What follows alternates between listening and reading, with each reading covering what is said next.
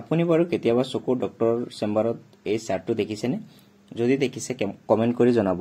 এই চাৰ্টটোৰ নাম হৈছে স্নেলেন চাৰ্ট। ইয়াত কিছুমান এলফাবেটিক থাকে আৰু সেই এলফাবেটিকৰ এগেইনষ্টত কিছুমান স্পেচিফিক নাম্বাৰ দিয়া হয়।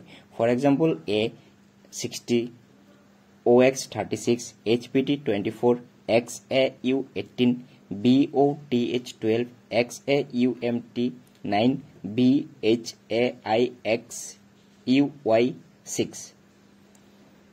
যিসকলে পঢ়িব নাজানে তেওঁলোকৰ কাৰণে ই থাকে। ই আখৰডাল বিভিন্ন ধৰণৰ ডাইৰেকশ্যনত বেলেগ বেলেগ ডাইৰেকশ্যনত থাকে আৰু সেই ডাইৰেকশ্যনটো দেখাই দিব লাগে। এতিয়া জানো আহক ই কেনেকৈ কাম কৰে।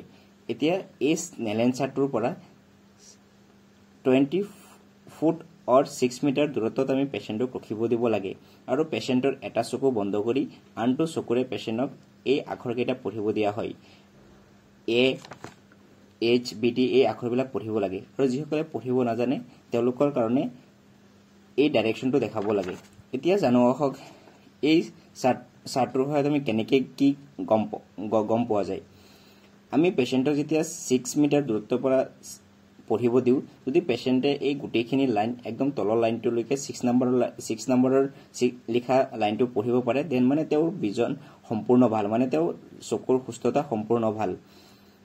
যদি আপুনি 6/18 বা 6/12 লৈকে পঢ়িব পাৰে, তেতিয়াহ'লে আমি পেচেণ্টক চশমা দিব লাগে যাতে পেচেণ্টে গোটেই আখৰখিনি বা তলৰ আখৰটোলৈকে পঢ়িব পাৰে। এতিয়া হৈছে যে ইয়াৰ সহায়ত আমি কি বেমাৰ ওলাব পাৰি এই চাৰ্টটোৰ সহায়ত। ইয়াৰ সহায়ত আমি চকুৰ যিবিলাক ৰিফ্ৰেক্টিভ এৰৰ যেনেকুৱা মায়োপিয়া, হাইপাৰমেট্ৰপিয়া, এষ্টিগমেটিজম সেই বেমাৰবিলাক আমি উলিয়াব পাৰি। তাৰোপৰি চকুত চানি পৰা বা কেটাৰেক্ট, ডায়েবেটিক ৰেটিনোপেথি, গ্লুকোমা সেই বেমাৰবিলাকো আমি ইয়াৰ সহায়ত উলিয়াব পাৰি।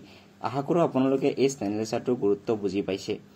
স্বাস্থ্যৰ লগত জড়িত ভিডিঅ' চাবলৈ চেনেলটো ছাবস্ক্ৰাইব কৰি থ'ব।